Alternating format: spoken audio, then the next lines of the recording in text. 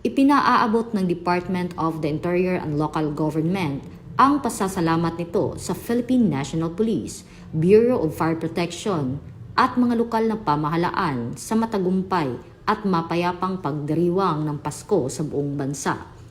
Ayon sa PNP, walang naitalang insidente sa loob ng 9 na araw ng simbang gabi at bisperas ng Pasko, bunsod ng mahigpit na pagbabantay ng mga pulis, katuwang ang volunteers at LGUs sa mga simbahan, transport hubs at iba pang matataong lugar.